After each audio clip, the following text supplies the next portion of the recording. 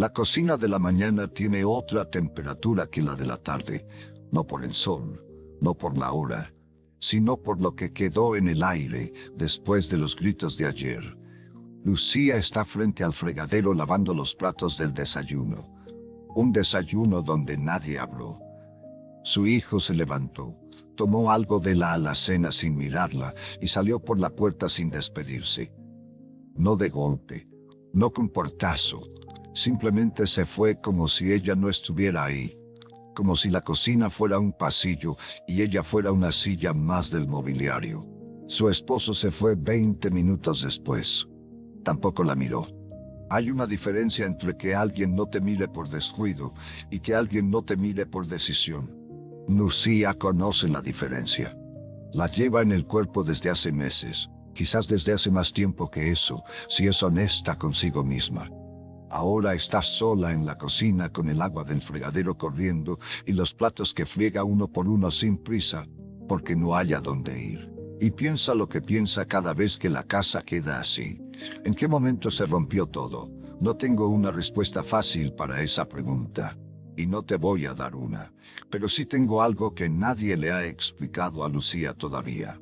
Algo que Padre Pío entendía con una claridad que ningún psicólogo de pareja, ningún consejero familiar y ningún libro de crianza moderno ha podido articular de esta manera.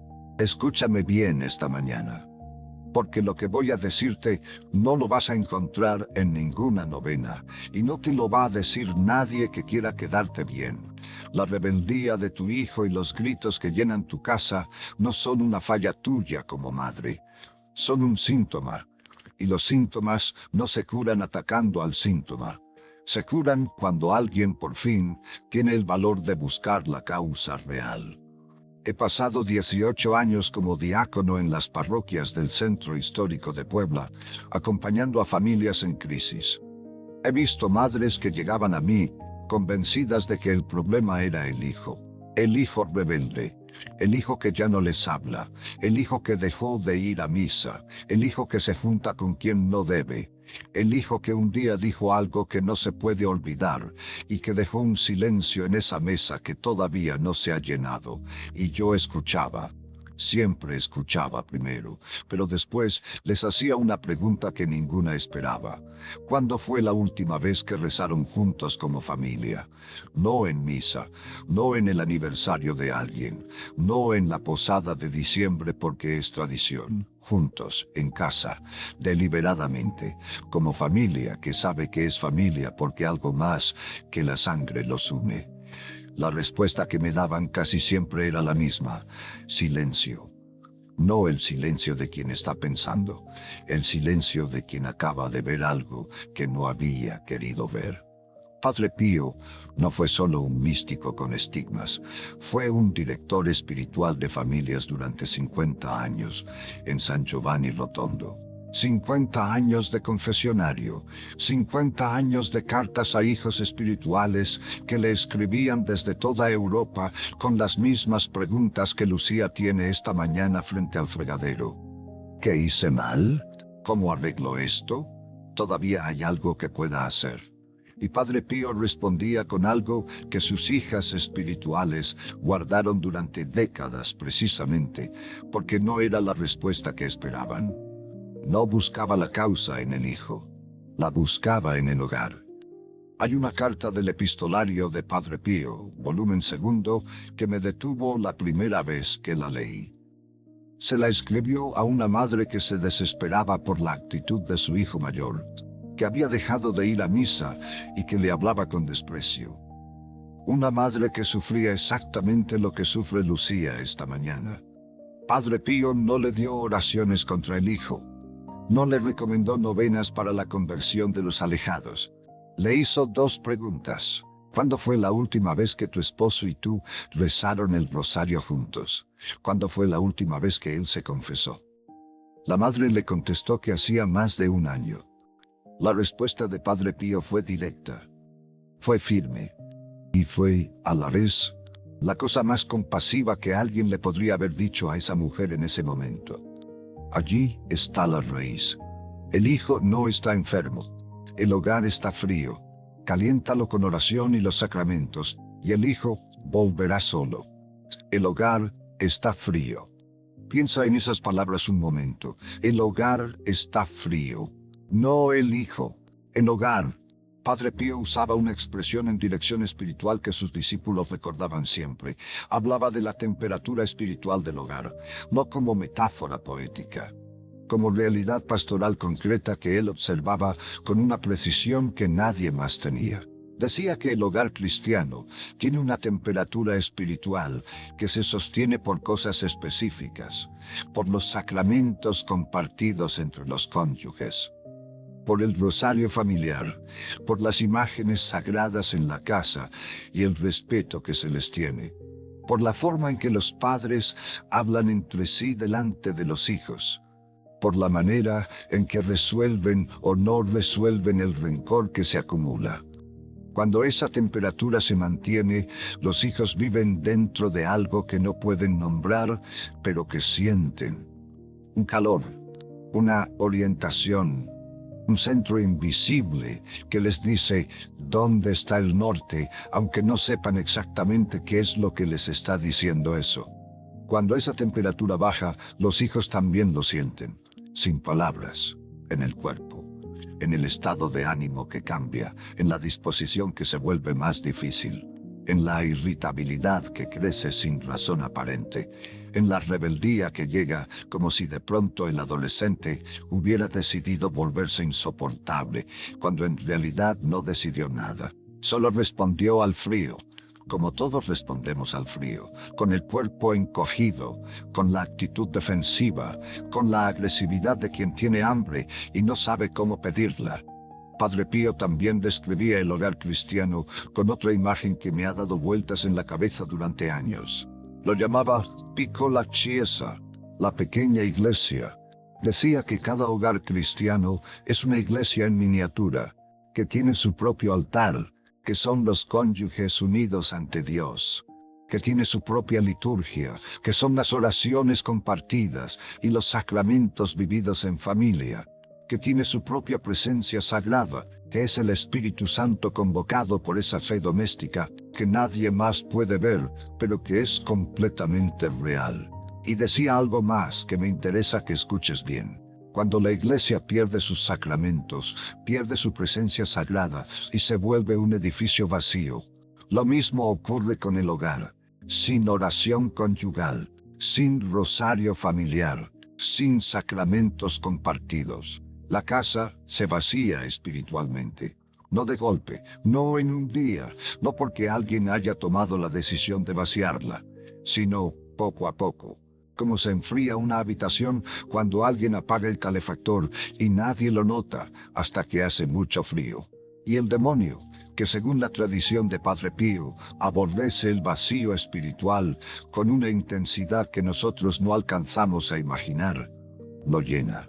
Lo llena de discordia, lo llena de gritos, lo llena de esa atmósfera pesada que Lucía conoce perfectamente, la que no tiene nombre exacto, pero que se siente en el cuerpo como una presión que no viene de ningún lugar específico y que al mismo tiempo viene de todas partes. Lo que ella siente en esa cocina esta mañana lavando los platos sola, no es solo la consecuencia de una pelea de ayer. Es el resultado de un enfriamiento que lleva tiempo. Aquí necesito que me des un momento, porque lo que voy a decirte ahora es el corazón de todo lo que estamos hablando esta mañana. Y puede que sea lo más difícil de escuchar. No porque sea una acusación, no porque sea un juicio, sino porque es la verdad que cambia todo cuando se entiende bien. El padre Gabriele Amort, que fue exorcista oficial del Vaticano durante más de 40 años y que había conocido a Padre Pío personalmente, documentó algo en su trabajo que me dejó sin palabras la primera vez que lo leí. Decía que en la gran mayoría de los casos de conflicto severo en familias católicas que llegaban a él, había un denominador común. No era un objeto extraño en la casa, no era una maldición externa, no era algo que alguien les hubiera hecho desde afuera.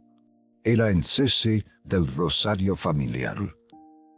Padre Amorth escribió una frase que cito de memoria porque me la sé de tanto haberla recordado.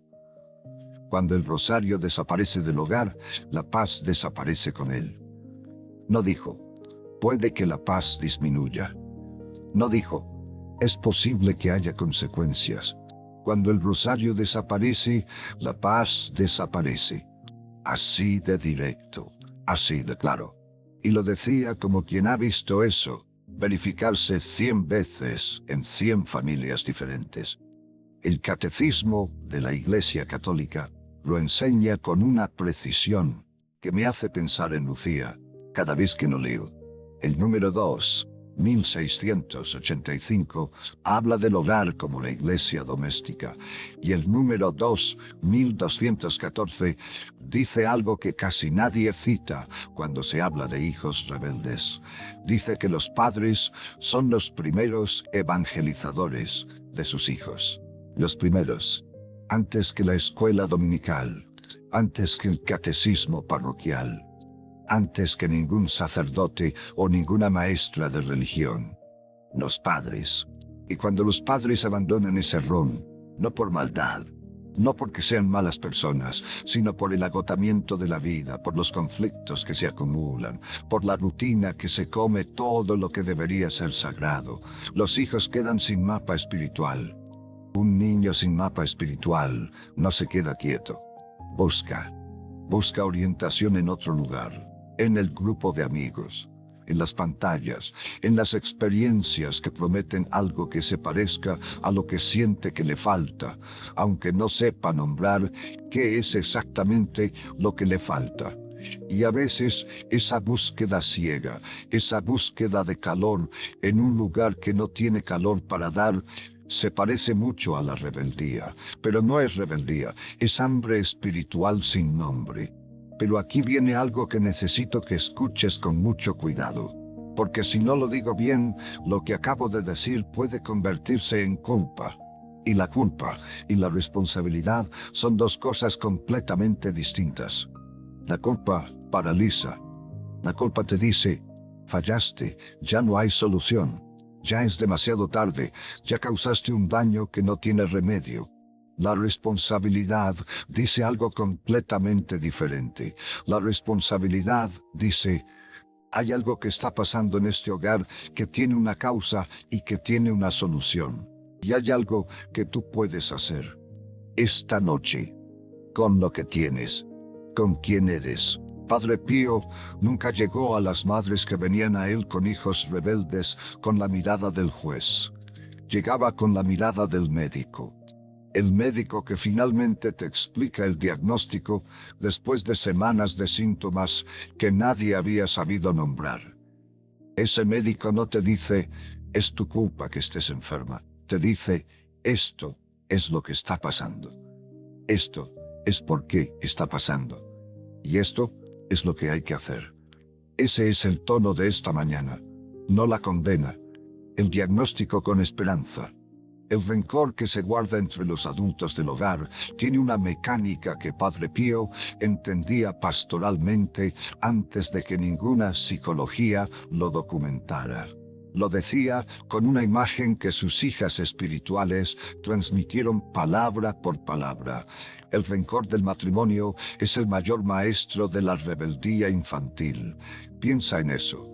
El rencor del matrimonio, no la pobreza, no la dificultad económica, no los problemas externos que toda familia enfrenta, el rencor entre los adultos del hogar, porque los hijos aprenden a relacionarse observando cómo se relacionan los adultos que los rodean. No aprenden de lo que les dicen, aprenden de lo que ven. Un hogar donde los adultos viven en guerra fría, donde las conversaciones tienen ese tono tenso que todos entienden pero que nadie nombra, donde el silencio entre la pareja pesa como una piedra que nadie ha movido desde hace meses, crea en el hijo un modelo de relación que él va a reproducir. No por decisión, por imitación inconsciente de lo único que conoce, y esa imitación es lo que se parece a la rebeldía. Pero no es rebeldía contra los padres, es repetición, sin saberlo, del idioma emocional que aprendió en casa. Padre Pío lo veía con esa nitidez suya que incomodaba a quien no estaba listo para escuchar la verdad. Quiero contarte algo de mis años en las parroquias del centro de Puebla. Algo que me enseñó más sobre esta situación que cualquier libro que haya leído. Fue en San Andrés Cholula, una familia que se llamaba Velázquez. Me llamaron los padres a través del sacerdote de la parroquia. Su hijo de 16 años había dejado de hablar. No exagero, literalmente había dejado de hablar. 3 meses en silencio total dentro del hogar. Respondía en la escuela, hablaba con sus amigos, funcionaba en el mundo exterior. Pero en esa casa, en esas paredes, con esas personas, silencio absoluto. Los padres estaban convencidos de que era rebeldía extrema, o algo psicológico que necesitaba tratamiento, o las dos cosas. Cuando llegué a esa casa y hablé con la madre en la cocina, busqué hacer lo que Padre Pío hacía. No mirar al hijo, mirar al hogar. Le pregunté sobre la temperatura espiritual de la casa. No con esas palabras exactas. Le pregunté cómo era la vida espiritual de la familia. Ella me explicó que el año anterior habían pasado por una crisis matrimonial severa, que durante meses había habido peleas frecuentes, que las cosas estaban mejor ahora, relativamente, pero que quedaba un daño que no sabían cómo sanar. Y luego le hice la pregunta. La misma pregunta que Padre Pío le hizo a aquella madre en su carta. ¿Cuándo fue la última vez que rezaron el rosario juntos como familia? No me respondió de inmediato. Se quedó quieta, y antes de que pudiera decir una sola palabra, vinieron las lágrimas. Esas lágrimas que no son de tristeza exactamente, que son de reconocimiento, de algo que ya sabías, pero que no habías visto hasta que alguien te lo nombra. Cuando pudo hablar, me dijo, «Más de un año, Marcelino, más de un año». Esa noche convoqué a los 3 en la sala, al padre, a la madre y al hijo silencioso. No les pedí que hablaran de lo que había pasado. No les pedí que se reconciliaran. No les pedí que el hijo explicara su silencio. Les pedí que rezáramos juntos un misterio del rosario, un solo misterio. El padre estaba incómodo. La madre tenía los ojos húmedos. El hijo miraba el suelo con esa rigidez de quien ha construido un muro y no sabe cómo bajarlo sin que parezca rendición. Rezamos. 3 voces, con distintos grados de convicción, recitando las mismas palabras. Cuando terminamos, el hijo no habló, pero lloró, sin decir nada, sin mirar a nadie, con la cabeza todavía baja y los hombros que se movían levemente con ese llanto que se intenta contener y no se puede. 3 semanas después, el hijo volvió a hablar, no como si nada hubiera pasado, no con una reconciliación dramática de película, despacio, primero palabras cortas, luego frases, luego conversaciones. Yo nunca supe exactamente qué pasó en esas 3 semanas. No necesité saberlo. Lo que sí aprendí en esa sala de San Andrés Cholula es algo que llevo conmigo desde entonces. Los hijos no se rebelan contra nosotros. Se rebelan contra el silencio de Dios que nosotros, sin saberlo, creamos. Y cuando el silencio de Dios se rompe, aunque sea con las palabras de un rosario rezado con convicción imperfecta, algo que estaba roto empieza a moverse. Ahora necesito hablarte de algo más que está en este diagnóstico. Algo que tiene que ver con lo que Lucía puede hacer. No el esposo, no el hijo. Ella. Porque hay una tentación natural de escuchar todo lo que te estoy diciendo esta mañana y pensar, entonces el problema no soy yo, es la dinámica del hogar. Y si la dinámica del hogar involucra al esposo y al hijo, entonces necesito que ellos cambien primero para que algo mejore. Eso es exactamente la trampa que Padre Pío nunca dejaba que sus hijas espirituales cayeran, porque la trampa de ese pensamiento es que pone el inicio del cambio en manos de quien no está dispuesto a cambiar todavía. Padre Pío enseñaba algo completamente diferente. Cuando uno vuelve a Dios con el corazón, arrastra consigo a los que ama, aunque ellos no lo sepan todavía, aunque ellos no lo hayan decidido todavía. Una madre que restaura la temperatura espiritual de su hogar, aunque empiece sola, aunque los demás no participen todavía, está haciendo algo que tiene consecuencias reales en el plano invisible del que hemos estado hablando. No porque sea magia, sino porque el calor espiritual que ella genera no se queda solo en ella, se irradia. Y los hijos, que son los más sensibles a esa temperatura, lo perciben primero. La pregunta práctica es esta: ¿qué hace Lucía esta noche? ¿Qué puede hacer concretamente? No mañana, cuando todo esté mejor. Esta noche, con el hijo que todavía está resentido y el esposo que todavía no la miró. La respuesta que Padre Pío daría es la misma que dio en esa carta del epistolario. Caliéntalo con oración y los sacramentos, no en abstracto, no con buenas intenciones, con gestos concretos. Esta noche voy a darte algo que se llama la consagración del umbral. No es un rito de protección contra algo externo, es un rito de reconocimiento y restauración, basado en la práctica que Padre Pío enseñaba a sus hijas espirituales cuando venían a él con hogares que se habían enfriado. Devolver a Dios su lugar en la casa, no con objetos, no con fórmulas, con un acto interior de rendición y nueva consagración. No puedes hacer sola, esta noche, sin necesitar que el esposo o el hijo participen. Antes de explicarte los pasos, quiero que entiendas el fundamento de lo que vas a hacer. Padre Pío decía que el hogar tiene un umbral visible y un umbral invisible.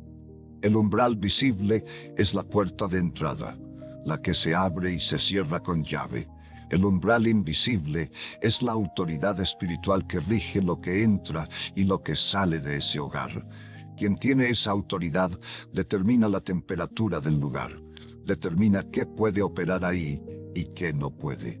Cuando el rosario familiar desaparece, cuando los sacramentos compartidos cesan, cuando el rencor entre los adultos llena el aire, ese umbral invisible queda sin guardián, no sin dueño, sin guardián activo, y lo que entra entonces no necesita pedir permiso. La consagración del umbral es el acto de volver a tomar ese lugar, de decir con el cuerpo y con la voz y con el corazón: este hogar tiene un guardián, y el guardián es Cristo. Tiene 5 partes. No tienes que hacerlas todas en una sola noche si el tiempo no lo permite. Las primeras 2 esta noche. Las demás pueden seguir las noches siguientes. Pero te recomiendo hacerlas todas de una sola vez si puedes. El rito completo tarda unos 20 minutos. La primera parte se llama la preparación del umbral. Antes de comenzar, necesitas agua bendita de tu parroquia. Si no tienes en este momento, no te detengas por eso. Puedes tomar agua en un vaso y rezar sobre ella la oración que Padre Pío enseñó a sus hijas espirituales para bendecir el agua en casa. Señor, bendice esta agua como bendijiste las aguas del Jordán. Que todo lo que toque sea purificado de toda influencia contraria a tu paz. No es lo mismo que el agua bendita por un sacerdote, pero Padre Pío nunca dejó a nadie sin recurso por falta de acceso a lo formal. Él operaba con lo que la persona tenía en la mano. Toma ese vaso, ponte de pie y comienza. La segunda parte es el recorrido del hogar. Camina por cada habitación de la casa, no rápido, no como revisión de inventario, con la conciencia de que estás haciendo algo real en un plano que no se ve con los ojos, pero que es completamente tangible.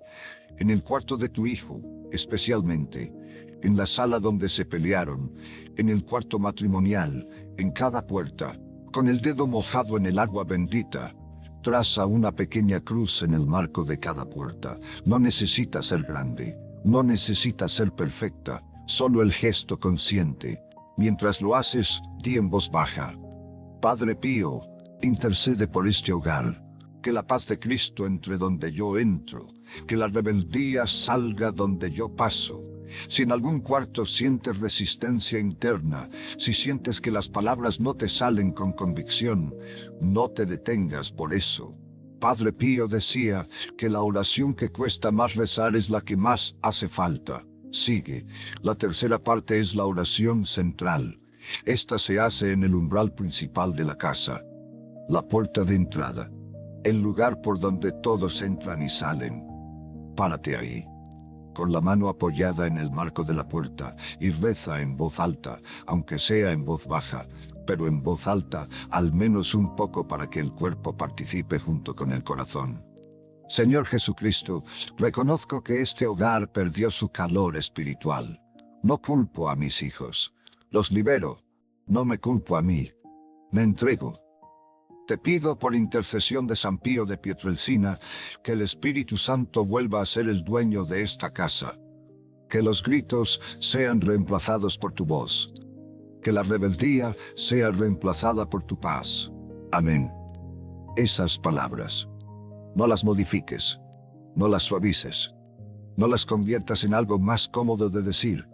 La incomodidad de rendirse a Dios delante de la puerta de tu casa es exactamente el punto.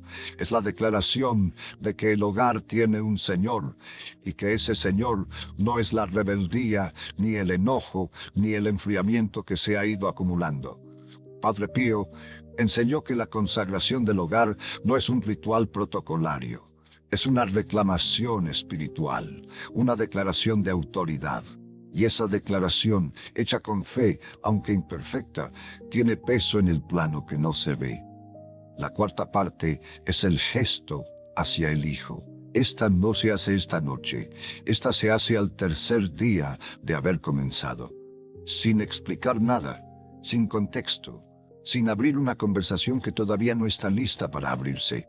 Simplemente pon una imagen pequeña de Padre Pío o de la Virgen de Guadalupe cerca del cuarto de tu hijo. No dentro si crees que él lo rechazaría. Cerca, en el pasillo, en el marco de su puerta. Y cuando lo veas ese día, sin importar cómo esté el ambiente, sin medir si el momento es el correcto, dile una sola cosa: te quiero, nada más. Sin explicación, sin referencia a las peleas, sin abrir el tema pendiente. Solo eso. Padre Pío enseñó algo sobre este gesto que yo repito en el despacho parroquial desde hace años. El amor dicho sin contexto rompe muros que ningún argumento puede derribar. El amor que necesita justificarse para existir ya no es amor, es negociación. El amor que se dice simplemente porque existe, aunque el momento sea incómodo, aunque la respuesta no llegue de inmediato. Ese amor tiene una mecánica espiritual que los argumentos no tienen. Tu hijo no tiene que recibirlo bien, no tiene que responder, no tiene que cambiar de actitud ese mismo día, solo necesita escucharlo. Y algo en él, en el plano que no se controla con la voluntad, lo va a registrar. La quinta parte es el compromiso de los 9 días. Cada noche durante 9 días, reza un rosario con esta intención específica: la restauración del hogar, no la conversión del hijo, no el cambio del esposo, no la solución de ningún problema concreto, la restauración del hogar. Pon en manos de Dios el diagnóstico completo, no solo el síntoma que más duele. El rosario no tiene que ser completo si el tiempo no lo permite. Padre Pío decía algo que me acompaña siempre: un Ave María rezado con el corazón vale más que un rosario rezado con los labios solos. Si una noche solo puedes rezar un misterio, reza ese misterio. Si solo puedes rezar 3 Ave Marías, reza esas 3 Ave Marías, con el corazón puesto en la intención. 9 días. Los mismos 9 días que la Iglesia reconoce en las novenas como el tiempo de espera entre la Ascensión y Pentecostés, el tiempo entre el gesto y la respuesta, el tiempo en que algo invisible está moviéndose, aunque todavía no se vea nada en el plano visible. No midas los resultados en esos 9 días. Siembra, solo siembra. Lo que crece, lo determina Dios. Quiero decirte algo sobre el tiempo, porque sé que hay madres escuchando esto esta mañana que están pensando exactamente lo mismo que pensaban doña Rosario y doña Graciela, y todas las mujeres que han pasado por el despacho parroquial con esta misma historia. ¿Y si ya es demasiado tarde? ¿Y si el daño acumulado ya es demasiado? ¿Y si lo que Marcelino está describiendo requiere un hogar que todavía se puede salvar y el mío ya cruzó algún límite que no vi cuando lo cruzó? Voy a decirte algo que aprendí en San Andrés Cholula, la noche en que 3 personas rezaron un misterio del rosario con distintos grados de convicción, y el hijo silencioso lloró sin decir una palabra. No aprendí eso de los libros, lo vi. El calor espiritual no requiere que el hogar esté bien para empezar a generarse, requiere que alguien tome la decisión de generarlo. Un solo Ave María rezado con el corazón. Una sola cruz trazada en el marco de una puerta. Una sola vez que alguien dice en voz baja, delante de la puerta de su casa, Señor, el Espíritu Santo vuelva a ser el dueño de este hogar. Eso es el inicio de la temperatura, no la restauración completa, el inicio. Y el inicio es suficiente para que algo empiece a moverse. El hijo de la familia Velázquez no cambió en un día, pero él sí lloró esa noche y 3 semanas después habló.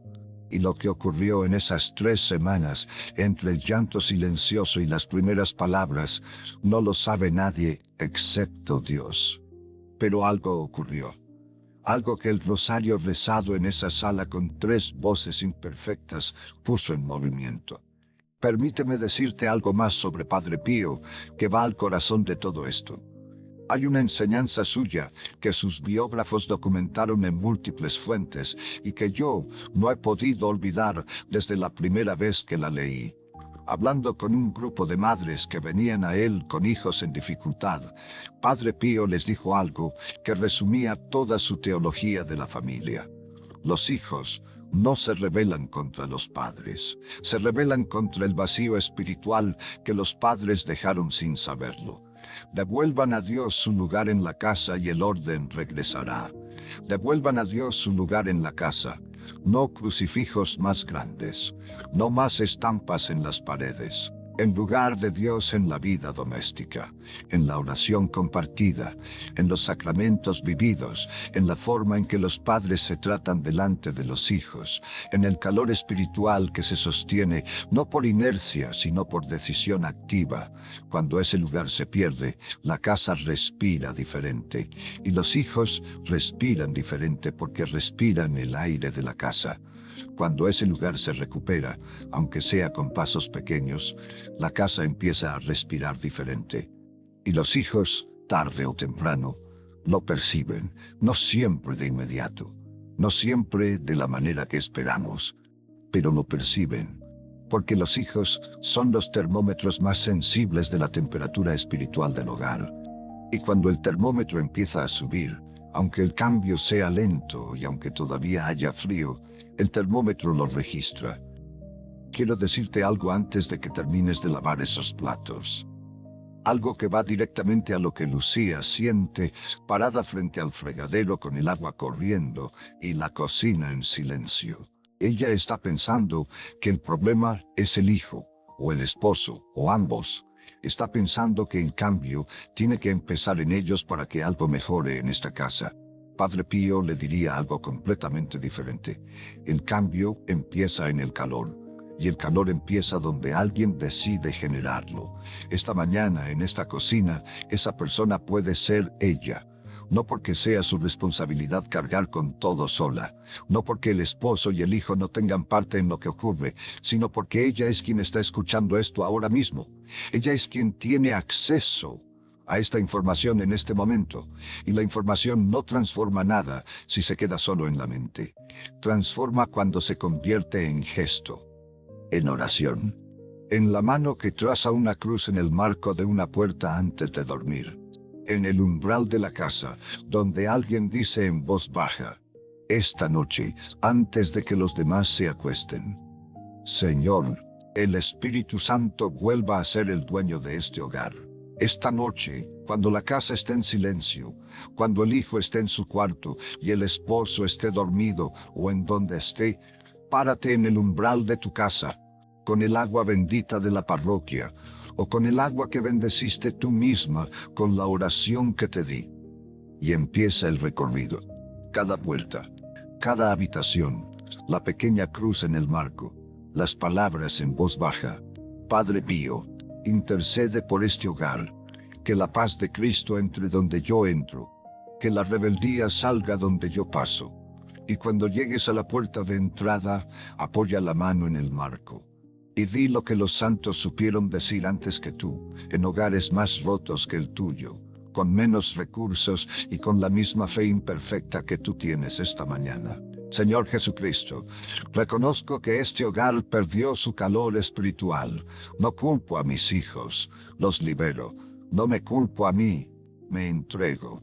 Te pido por intercesión de San Pío de Pietrelcina que el Espíritu Santo vuelva a ser el dueño de esta casa, que los gritos sean reemplazados por tu voz, que la rebeldía sea reemplazada por tu paz.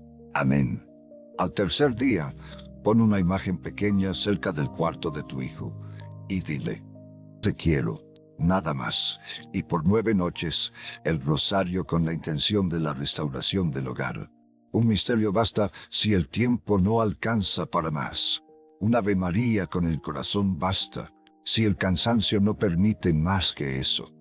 Lo que importa no es la cantidad, lo que importa es la decisión de volver. La decisión de devolver a Dios su lugar, la decisión de que este hogar vuelve a tener temperatura espiritual aunque todavía esté frío.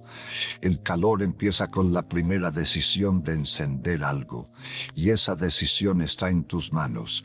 Esta mañana, esta noche, el hijo de la familia Velázquez volvió a hablar 3 semanas después. No lo explico yo, no lo explicaron sus padres, pero ocurrió. Padre Pío dijo que cuando uno vuelve a Dios con el corazón, arrastra consigo a los que ama. Aunque ellos no lo sepan todavía, aunque ellos no hayan decidido nada, aunque todavía haya frío entre las paredes de esa casa, el calor que tú generas esta noche no se queda solo en ti, se irradia, y los hijos, que son los termómetros más sensibles, lo registran primero. No siempre mañana, no siempre de la manera que esperamos, pero lo registran. Y eso, que parece poco, que parece insuficiente, ante el tamaño del problema que Lucía siente esta mañana frente al fregadero, es en realidad el inicio de todo lo demás. Que Padre Pío proteja tu hogar esta noche, y que el calor espiritual que decidas encender esta noche sea el inicio del deshielo que tu familia necesita. Cuídate.